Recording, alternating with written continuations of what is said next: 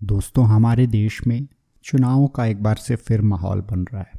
चुनाव सर पर हैं और हम देखते हैं कि एक साल से जो कृषि कानूनों पर सत्ता का जो रुख था वो एक दिन में एकदम से बदल गया है। आखिर चुनाव सर पर है।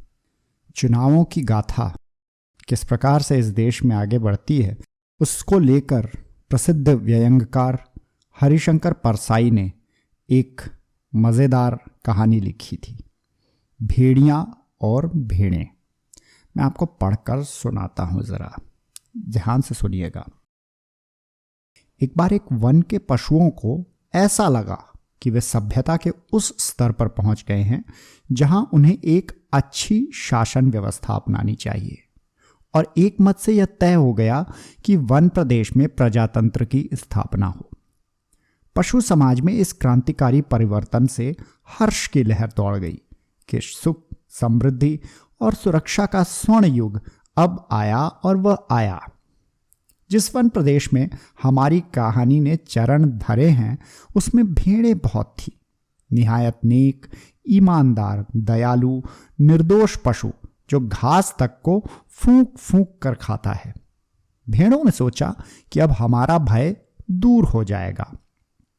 हम अपने प्रतिनिधियों से कानून बनवाएंगे कि कोई जीवधारी किसी को ना सताए, न मारे, सब जिएं और जीने दें।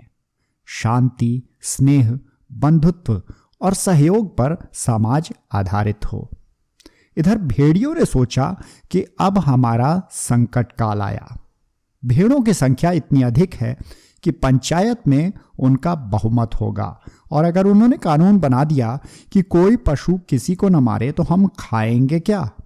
क्या हमें घास चरना सीखना पड़ेगा? ज्यों ज्यों चुनाव समीप आता, भेड़ों का उल्लास बढ़ता जाता है। ज्यों ज्यों चुनाव समीप आता, भेड़ियों का दिल बैठा जाता। एक दिन बूढ़े सियार ने भेड़िए से कहा, मालिक, आजकल आप उदास रहते हैं। हर भेड़िए के पास 2-4 सियार रहते ही हैं। जब भेड़िया अपना शिकार खा लेता है तब ये सियार हड्डियों में लगे मांस को कुतर कर खाते हैं और हड्डियां चूसते रहते हैं। ये भेड़िए के आसपास दुम हिलाते चलते हैं, उसकी सेवा करते हैं और मौके बेमौके हुआ हुआ चिल्लाकर उसकी जय बोलते हैं। तो बूढ़े सियार ने बड़ी गंभीरता से पूछा, महाराज, आपके मुख चंद्र पर चिंता के मेघ क्यों छाए हैं? वह सियार कुछ कविता भी करना जानता होगा या दूसरे की उक्ति को अपना बनाकर कहता हो। खैर, भेड़िए ने कहा, तुम्हें क्या मालूम नहीं है कि वन प्रदेश में नई सरकार बनने वाली है? हमारा राज्य तो अब गया। सियार ने दांत निपोर कर कहा, हम क्या जाने महाराज, हमारे तो आप ही माई बाप हैं। हम तो कोई और सरकार नहीं जानते, आपका दिया खाते हैं, आपके गुण गाते हैं। भेड़िए ने कहा, मगर अब समय ऐसा आ रहा है कि सूखी हड्डियां भी चबाने को नहीं मिलेंगी। सियार सब जानता था, मगर जानकर भी न जानने का नाटक करना न आता तो सियार शेर न हो गया होता। आखिर भेड़िए ने वन प्रदेश की पंचायत के चुनाव की बात बूढ़े सियार को समझाई और बड़े गिरे मन से कहा, चुनाव अब पास आता जा रहा है। अब यहां से भागने के सिवा कोई चारा नहीं, पर जाएं भी तो कहां? सियार ने कहा, मालिक, सर्कस में भर्ती हो जाइए। भेड़िए ने कहा, अरे वहां भी शेर और रीछ को तो लेते हैं, मगर हम इतने बदनाम हैं कि हमें वहां भी कोई नहीं पूछता। तो सियार ने खूब सोच समझ कर कहा, अजायब घर में चले जाइए। भेड़िए ने कहा, अरे वहां भी जगह नहीं है, सुना है वहां तो आदमी भी रखे जाने लगे हैं। बूढ़ा सियार अब ध्यान मग्न हो गया। उसने एक आंख बंद की, नीचे के होंठ को ऊपर के दांत से दबाया और एक टक आकाश की ओर ऐसे देखने लगा जैसे विश्वात्मा से कनेक्शन जोड़ रहा हो। फिर बोला, बस सब समझ में आ गया मालिक, अगर पंचायत में आप भेड़िया जाति का बहुमत हो जाए तो? भेड़िया चिढ़कर बोला, कहाँ की आसमानी बातें करता है।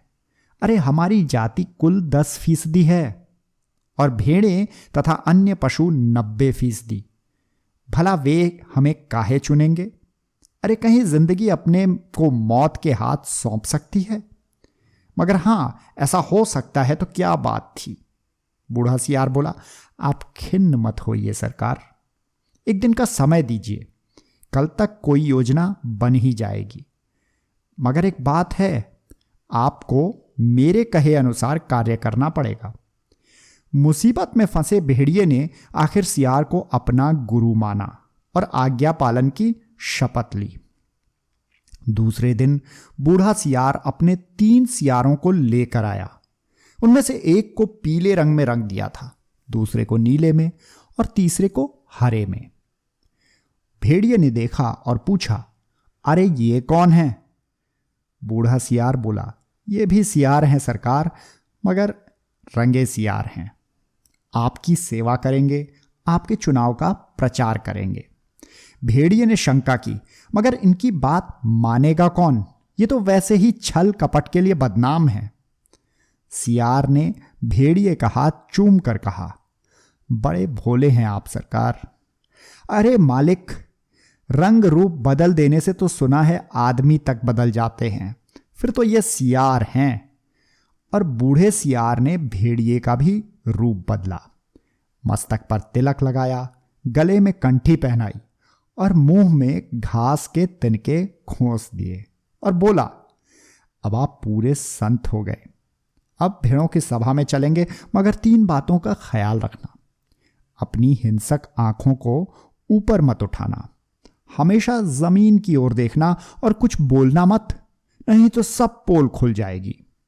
वहां बहुत सी भेड़ें आएंगी, सुंदर सुंदर, मुलायम मुलायम, तो कहीं किसी को तोड़ मत खाना। भेड़िए ने पूछा, लेकिन रंगे सियार का क्या करेंगे? ये किस काम आएंगे? बूढ़ा सियार बोला, ये बड़े काम के हैं, आपका सारा प्रचार तो यही करेंगे। इन्हीं के बल पर आप चुनाव लड़ेंगे। यह पीला वाला सियार बड़ा विद्वान है, विचारक है, कवि है और लेखक भी। यह नीला सियार पत्रकार है और यह हरा वाला धर्मगुरु। बस अब चलिए। जरा ठहरो, भेड़िए ने बूढ़े सियार को रोका। कवि, लेखक, नेता, विचारक, ये तो सुना है बड़े अच्छे लोग होते हैं, और ये तीनों, बात काटकर सियार बोला, ये तीनों सच्चे नहीं हैं, रंगे हुए हैं महाराज। अब चलिए, देर मत कीजिए। और वे चल दिए। आगे बूढ़ा सियार था, उसके पीछे रंगे सियारों के बीच भेड़िया चल रहा था, मस्तक पर तिलक, गले में कंठी, मुंह में घास के तिनके। धीरे धीरे चल रहा था, अत्यंत गंभीरतापूर्वक, सर झुकाए, विनय की मूर्ति। उधर एक स्थान पर सहस्रों भेड़ें इकट्ठी हो गई थीं, उस संत के दर्शन के लिए जिसकी चर्चा बूढ़े सियार ने फैला रखी थी। चारों सियार भेड़िए की जय बोलते हुए भेड़ों के झुंड के पास आए। बूढ़े सियार ने एक बार जोर से संत भेड़िए की जय बोली। भेड़ों में पहले से ही यहां वहां बैठे सियारों ने भी जय ध्वनि की। भेड़ों ने देखा तो वे बोली, अरे भागो, यह तो भेड़िया है। तुरंत बूढ़े सियार ने उन्हें रोक कर कहा, भाइयों और बहनों, अब भय मत करो, भेड़िया राजा संत हो गए हैं। उन्होंने हिंसा बिल्कुल छोड़ दी है, उनका हृदय परिवर्तन हो गया है। वे आज 7 दिनों से घास खा रहे हैं, रात दिन भगवान के भजन और परोपकार में लगे रहते हैं। उन्होंने अपना जीवन जीव मात्र की सेवा में अर्पित कर दिया है। अब वे किसी का दिल नहीं दुखाते, किसी का रोम तक नहीं छूते।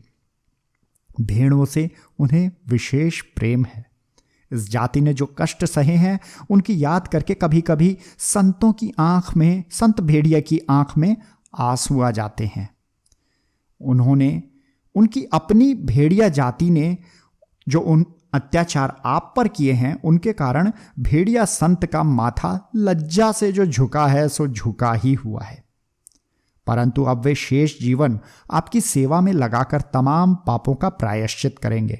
आज सवेरे की ही बात है कि एक मासूम भेड़ के बच्चे के पांव में कांटा लग गया तो भेड़िया संत ने उसे दांतों से निकाला, दांतों से। पर जब वह बेचारा कष्ट से चल बसा तो भेड़िया संत ने सम्मानपूर्वक उसकी अंत्येष्टि क्रिया की। उनके घर के पास जो हड्डियों का ढेर लगा है उसके दान की घोषणा की उन्होंने आज सवेरे ही।